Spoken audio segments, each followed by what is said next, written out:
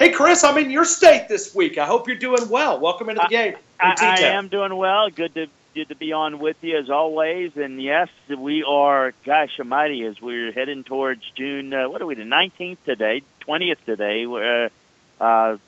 Boy, we're just, before you know it, in a month, there'll be NFL training camps and colleges will be getting ready to get going. It is not long, and it's kind of, it's hot all around the South, and all of your listening audience knows, and certainly I'm further south than you guys. It is just sticky and hot, but football is not far around, and certainly getting ready for the season is what we're doing and getting everybody excited for it, to be prepared to kind of get locked and loaded, to have all the information at their disposal. You mentioned the previews. Only got 5 left. Alabama's one of them, by the way, that I haven't done of the Power 5. And then we've done quite a few Group of 5s, and we're gonna get to those. So absolutely evaluating the rosters, the depth charts, and really breaking down the teams. It's certainly one of the things we do. We're doing obviously the same right now for the NFL. But so if you're a football fan, you'll love it, I think. Chris, I'm just curious, when you go to other radios, because you do a ton of radio interviews, I listen to a lot of audio, and I see a lot of people posting different things on the Twitter account. You're retweeting those. What is the number one question that you're asked about Alabama when you go to other places? What do they ask you about Alabama? Well, a lot of people, that I've done radio with, they're familiar with my background, so they usually ask about Saban because they know he and I work together on Belichick's staff. So everybody wants to know about Belichick and Saban. So whether it's it's college forum, an NFL forum, or both, that's kind of the main thing, because we're in an era, if you think about it, and I don't. If you're not an Alabama fan, I guess I get it. You maybe don't like it. You don't have to like it, but we're in an era where, in my opinion anyway, and I know there's some bias there on my part, but those of us that are watching what those two guys are doing, I think it's the best college and NFL coach in history that we're watching happening right now. And I think when you have that in this era, because if you look at another era where, I think Bear Bryant was more revered, you didn't have talk radio, you didn't have the internet, and Vince Lombardi's more revered because, again, same reasons. That you look up to those people. We live in a different environment today where people tend to not respect or show the same type of attitude towards people with success. They tend to want to kind of bring them down. I mean, it's probably no different if you think about it. You didn't hear about many people criticizing John Wayne, but yet you probably hear a lot of people criticize a lot of the actors of today. So I think that everyone kind of wants to know what makes them so good. What makes Alabama why are they so good? Why is Nick Saban so good? What does he do? I mean, kind of crack the code for us, so on and so forth. That's what they want to know. And I think there's a lot of admiration, but there's a lot of frustration in that if you're not an Alabama fan or you're not a Patriots fan, they get a little tired of maybe seeing the same teams up there, which I guess I understand if you're just looking at it. For me, it never matters who wins. I just sit in admiration of people that do a good job, and in my work, in the consultant role, trying to help anybody that I can. I want everybody to be successful, but of course, as we all know, every year, you're going to have, with winners, you're going to have losers, and that's just the reality of it. But that's what I get most of all is, why are they so good? How can they continue to get the same players? And you go into describing, well, they look for certain type of players, and they develop players. It's not just about getting players. It's about developing them and defining a role and doing that better than other people. And they just do it better. It's as simple as that. We're talking to Chris Landry, LandryFootball.com, LandryFootball.com. Chris, you answered this question 3 weeks ago, but I know everybody's not able to hear to every single word on this interview, but they're always asking me to ask you because the way that you know Nick Saban. And I know what the answer is going to be. I'm already setting the question up. I asked you about 2-quarterback system under Nick Saban 3 weeks ago. You don't think it's a possibility here, right? No, I don't. And again, you got to define 2-quarterback system. Do I see two quarterbacks playing? Yes. We saw it last year too. But I don't see it like, well, two quarterback system, like they're going to go into the game and you don't know who's going to play. And no, I think they'll clearly define the roles, and I think that they'll play both quarterbacks because, like they did last year, they're going to have opportunities for the number two guy to play and get a lot of reps and be prepared at a moment's notice. You got to prepare two quarterbacks in every game anyway. But to say, yeah, we don't have a number one, and we're gonna both of these guys. No, I don't see that. I think there's going to be somebody that wins it, and it's going to be his job, and the other is going to be very engaged in the process of getting prepared on a week-to-week basis. But I don't see, and so I'm defining what maybe most people see as two quarterbacks. Two quarterback system. No, I don't see two quarterback systems. I see two quarterbacks playing, and that's different. When I was coaching at LSU years ago, we had Tommy Hodson as our starting quarterback, very good quarterback, and we had a really good number two guy, Mickey Guidry. And Mickey played in every game, and we had a defined role that he was going to get a series, a half, and regardless what happens, and I personally think that you want to have a plan for both quarterbacks. I think they'll have a package for both, but I think one guy's going to win it, and I think that they will get both guys in the game, but I don't think they're going to mess around with situations and have the lack of continuity that's going to lead to turnovers and mistakes that could put a game in peril that they otherwise wouldn't be. Chris, let me ask you the value of coming and spending time, because I'm going to be covering this Manning Passing Academy. I'm actually in New Orleans right now doing a show live, and I'm going to be making my way over to Thibodeau in the next couple of days, and we've got the media availability.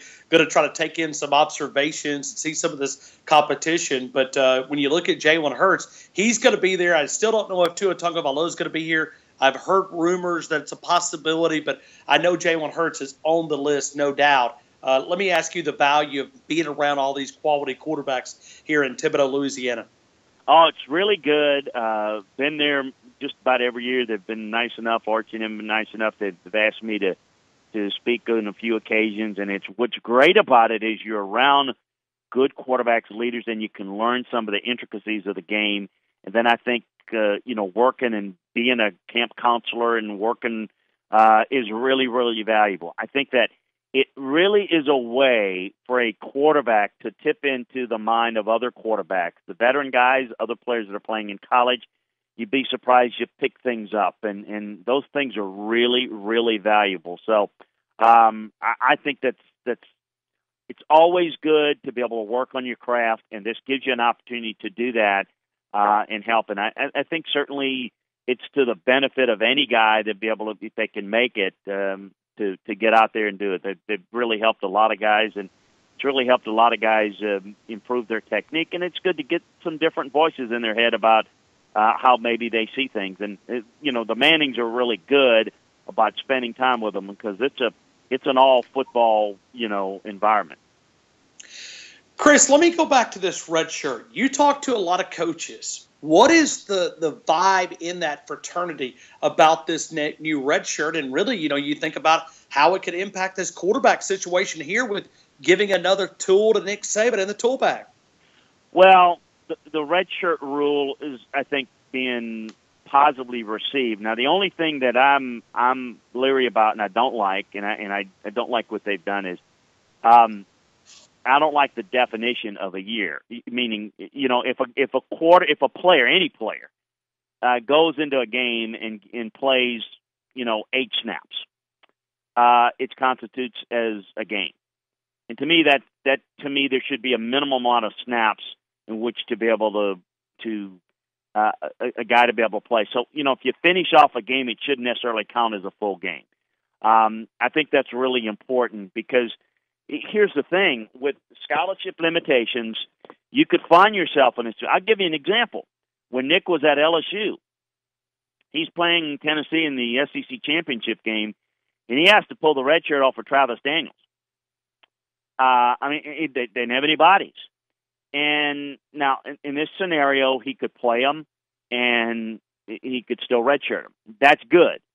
But if you're in a situation where you have to play a guy to finish a game, and it's only a small amount of snaps, it shouldn't count towards those 4 games. There should be a minimum amount of snaps to constitute a game. So I like the rule. I think it's great. Anything for the development of players, I'm gung-ho. I want that. But I think that it is important to understand that if you get into a situation, you wouldn't purposely do this, but if you had to due to an injury, play a guy to finish and mop up a game because you didn't have enough bodies, to me that shouldn't count as a full game, and you still should be able to redshirt a guy. It's a good scenario. I like that. Chris Landry, LandryFootball.com. Chris, I want to spend a little time here talking about Texas A&M. Where do you think this program can go, and where do you think, I guess, Jimbo Fisher can take that program in the next 4 to 5 years? I think the program is a sleeping giant.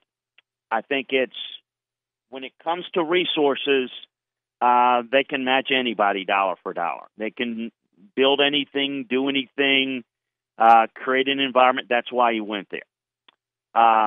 There's a talent base that they can recruit to. For the first time in A&M's history, they've had something unique and maybe even better to sell than even Texas.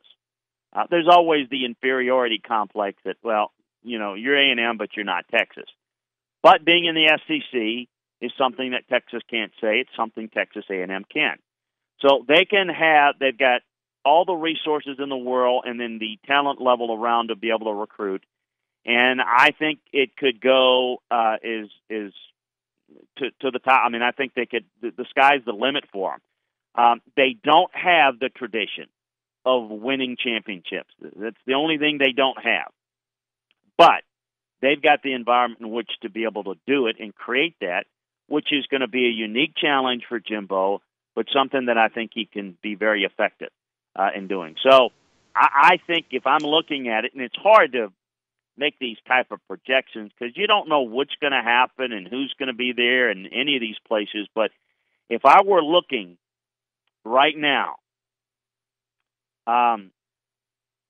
certainly Alabama's future, as long as Nick Saban's there, that makes that program great. Georgia's future is great because they've got a young coach that looks like he's on the way to being great. Florida could be back with Dan Mullen in the future. But let's just stay in the West. Alabama, you got Auburn. Auburn is really good, but they're very inconsistent. And so, they're compete for a national championship good, and then they really struggle the next year, the consistency there. LSU's future does not look good with their current head coaching situation.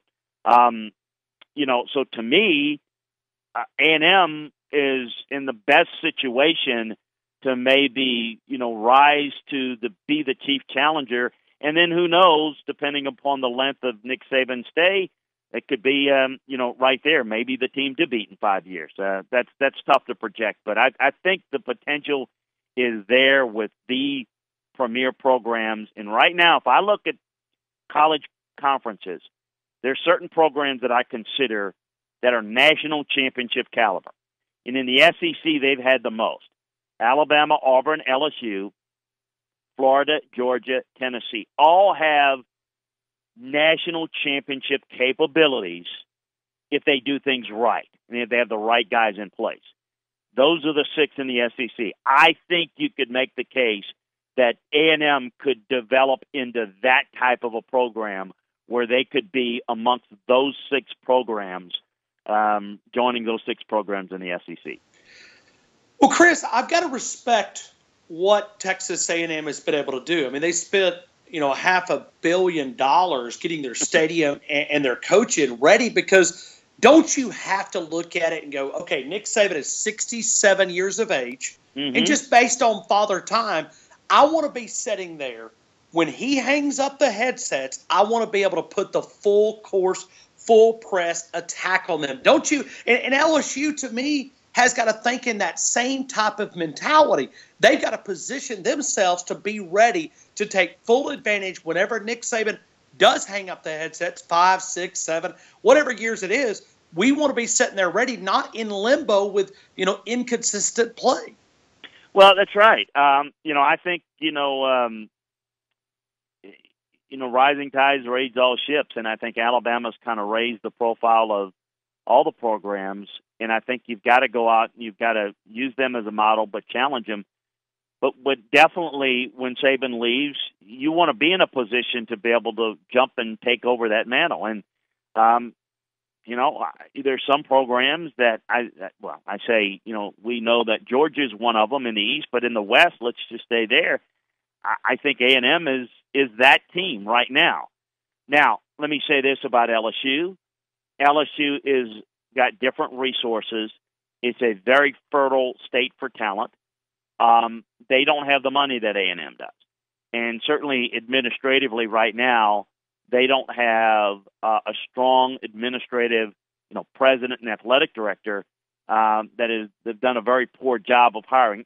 For example, Jimbo Fisher, I think, is somebody that they absolutely wanted, tried to swing at twice, and couldn't get him. Why is that? Jimbo is very familiar. He had a house not far from where I live when he was an assistant here at LSU.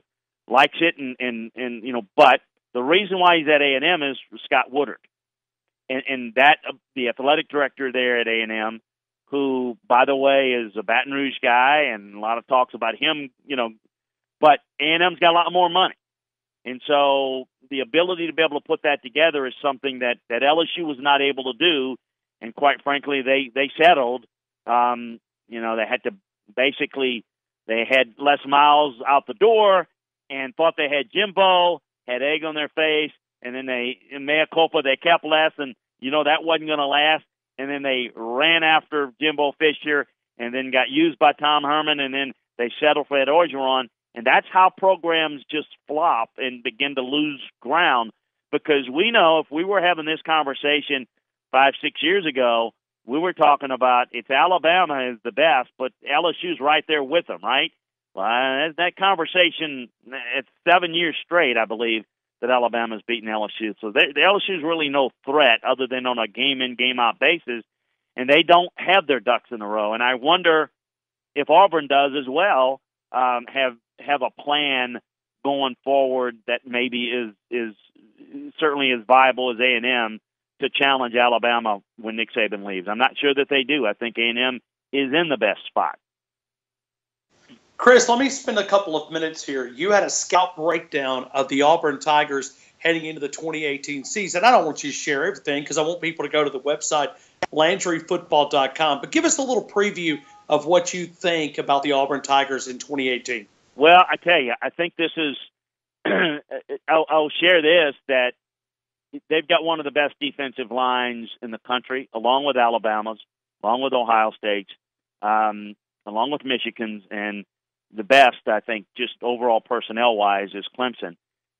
We're talking about elite, defensive lines, and I think the defense has a chance to be really, really good. Got a quarterback that is outstanding, that has the potential, I think, only can get better. There's, lose some key guys at running back, but they've got a number of guys got to settle in on that guy. Offensive line, to me, is a real key for them, because that is how their offense goes. It has how every offense goes, I know, but more so for Auburn and their scheme, that offensive line has to come together quickly. I think it'll be a really good defense, a chance to be a great defense. The linebacking core is really good despite not having that star power, and they lose 3 starters in the secondary, but I think they're going to be really good on that side of the ball. Stidham's good. I think Davis can be a really good receiver. Keep an eye out on Cam Martin. I think they've got some potential playmakers on offense, but it's the defense that really stands out to me that's going to give them a real chance, to be competitive and have a great season. Let me ask you, when you go to the Clemson Tigers, because you've had a recent breakdown of those guys, is there a weakness, and combine that with that schedule, this seems like a team that's going to be undefeated when we get to early December. Yeah, I'd be surprised. Now, the one thing I'd say is they've been a little bit more inclined, let's say, as opposed to, say, like a team like Alabama, that even if Alabama doesn't play their best, they know how to take care of business. Clemson will have that game in which they lose to a team that they have no business losing to. So that's always in their DNA for some reason. But they shouldn't lose. In fact, it shouldn't be close to anybody that they play. Kelly Bryant's a good quarterback, but I'd be shocked if Trevor Lawrence is not starting at some point early in the season. He is really wise beyond his years, and I think that when come college playoff time, he'll be the starting quarterback. They've got some good young receivers that's got to step up. The offensive line is a little bit of a struggle in pass protection, but I think they can be really good. Love their running backs, love their playmaking ability. Defensively, as I mentioned, their defensive line is loaded. They got draft picks. All four of those guys are just dominant, and we're not even talking about guys like Xavier Thomas and K.J. Henry and Richard Yeargin. They're not going to even start on the defensive line, and these guys are really good. They've got a great tackler at safety in Moose. Kayvon Wallace is really good. I think there's just a lot of talent here that could come together and provide some playmaking ability when you look at the ability to play at the line of scrimmage, make plays in space, dominate defensively. This team clearly is head and shoulders the best program and the best team in the ACC. There was, a couple of years ago, we could debate the closeness of Florida State to Clemson. Not so anymore. There is a drop-off. It's who is the second best by a distance in the ACC. Now, can Clemson play up to that on a week-in, week-out basis? We'll see, but I would fully expect them. It would be a shock if they're not in the college football playoffs. Chris, I have not had a chance to go and listen to the podcast, but you talk about top defensive lines. I'd assume Clemson's right there. Where is Alabama in that conversation? They're right there. I would put the blanket Clemson. I would put Clemson 1 just over the pure individual talent of Cleveland Farrell, Dexter Lawrence, Christian Wilkins, Austin Bryant. I think that is, if you break them down individually, they're the most talented. Now, are they going to be the best playing as a unit? I don't know. That might be Alabama when it's all said and done. Alabama's is phenomenal. Roquan Davis and Bugs and Williams and just an outstanding group. I think Coach Cool's going to have a tremendous impact. I just think it's a really, really good unit. I think Auburn's is good. Ohio State's is, if you were to make a case just overall talent-wise, probably second only to Clemson's. But I would say that it's all Clemson, Alabama, Ohio State, Michigan, Auburn, all five of those just kind of stand out. Now, I tell you, a little bit of a little sleeper, off the radar good is Mississippi State. Really good defensive line. Florida, really good defensive line. Miami, Virginia Tech, Georgia, Florida State, Washington, really good defensive lines. Not Clemson, Alabama, Ohio State good. Michigan's got a very, very good defensive line. Got a good linebacking core, too. This Michigan defense is pretty good if they can only figure things out on offense. Chris, real quick, Joe Moorhead at Mississippi State. I like this guy. I think he's going to be successful. I think he's maybe a perfect fit for what's happening in Starkville. I think he's his personality seems very likable guy. He's going to do good in the recruiting in those living rooms. Down to earth, he's a really good coach. And, I know a lot of people in the South that maybe don't recognize some of the smaller college, Northeast and whatnot. It's not big time football. And okay, but let me just tell you, good coaching is good coaching, and knowing how to get a lot out of a program. He's done that very well at a small level. And doing it in a place like a Fordham or places like that, very, very difficult to do. And then he goes in and really kind of transforms things at Penn State.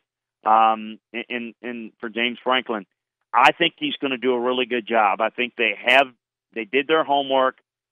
Give a lot of credit to that administration for figuring out the type of guy. Don't try to go get and win the press conference. Try to get a good coach, because what you had there was a really good coach.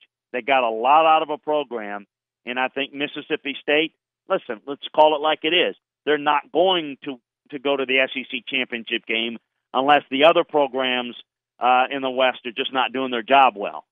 We've seen them get there before, they have, but it's when the Alabamas and the LSUs and the Auburns weren't doing their job very well. But you've got to be able to consistently develop players. You got to recruit a certain type of player, and you got to develop them. And I think Joe can do that. So I think it's really a good fit, and I'm excited because one of the things for them, because I thought you lose Dan Mullen, the program could slip.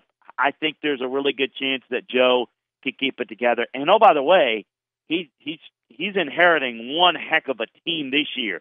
This team will be salty on defense. They will be no joke to play against, I can tell you. Chris Landry, LandryFootball.com. Chris, take a couple of minutes right here and talk about the website and invite people how they can get more information on LandryFootball.com.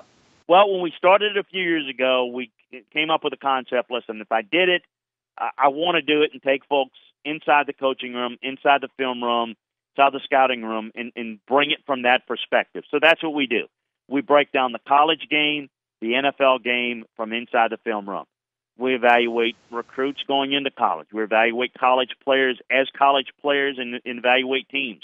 We evaluate college players as prospects in the NFL. We evaluate NFL teams and players. So we're one-stop shopping football. If it involves players, teams, coaches, schemes, that's what we do for you. Ryan's mentioned we've got podcasts every Tuesday and Thursday. That's free. You can check us out on LandryFootball.com. You can follow me on Twitter at LandryFootball. Become a member. It's very easy.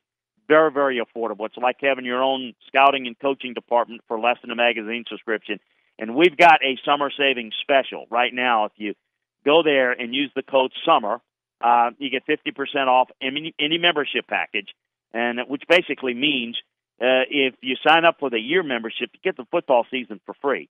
I mean, we're talking about a year subscription that's $69, and that's cut in half. So you got a great opportunity, flooded with information, daily notebooks with what's going on around the college and pro game, film room nuggets, film breakdowns. You get all of that during the season. You get all of that during the off-season recruiting, free agency, the draft.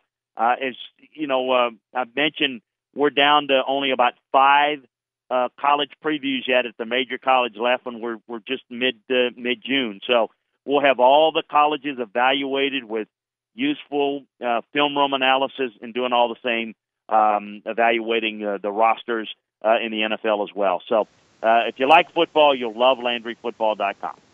Chris, I appreciate you every single week. I look forward to the conversation next week. Hopefully we're a little closer to the Alabama breakdown. I keep hitting LandryFootball.com to see when you're going to drop that Bama update. And I honestly, I kind of keep it kind of the best for last. We're going to do that, and then we're going to have trying to do it to where we're going to separate sometimes to do even a little bit more thorough stuff for some of the, like the Alabamas, the Clemsons. We're going to get more in-depth. But, one of the things I try to do is to satisfy everyone. So if you want to know about Ohio or Wyoming or UTEP, you got details on them as well. So it takes a lot of time to do it, but we want to drop something for everybody that can give them a really good, clear perspective of the college game from soup to nuts.